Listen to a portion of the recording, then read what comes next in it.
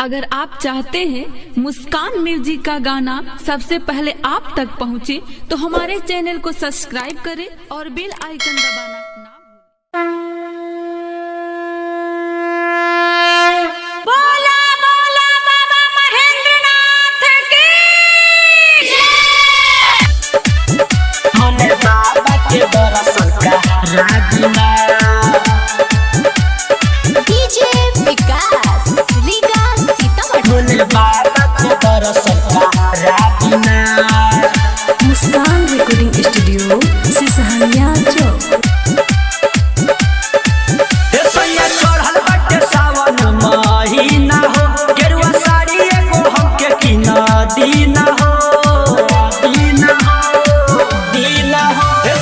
चढ़ल बाटे सावन के महीना हो, गेरुआ साड़ी एगो हमके किना दीना हो दीना हो। सो हमारो के देवा घर घुमा दीना, भोले दानी के दर्शन करा दीना। सो हमारो के देवा घर घुमा दीना, भोले बाबा के दर्शन करा दीना। भोले बाबा के दर्शन करा दीना। भोले बाबा के दर्शन करा दीना। Music by Pradeep Patel.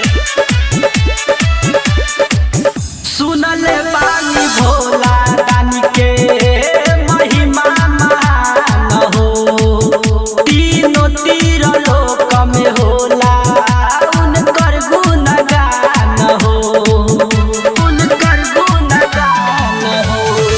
सुनले बानी भोला दानी के महिमा महान हो, तीनों तीर लोक में होला उनकर गुणगान हो। भोले बाबा के चढ़ेला भांग तूरा हो तूरा हो। जोड़ा कावर कान्हे बहु ठा दीना, भोले बाबा के गाना बजा दीना। असो हमारो के देवा घर घुमा दीना, भोले दानी के दर्शन करा दीना। भोले बाबा के दर्शन करा दीना। भोले बाबा के दर्शन करा दीना। Music by Pradeep Patel. संघवे में चले मरौआ जलवा हो भर के, सुइया पहाड़ चढ़ल जाई हाथ पकड़ के, जाई हाथ पकड़ के। संघवे में चल मरौआ जलवा हो भर के, सुइया पहाड़ चढ़ल जाई हाथ पकड़ के।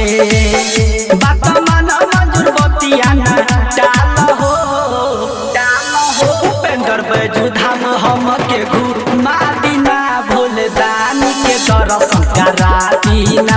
असो हमारो के देवा घर घुमा दीना, भोले बाबा के दर्शन करा दीना। चढ़ल बाटे सावन के महीना हो, गेरुआ साड़ी एगो हमके किना दीना हो दीना हो।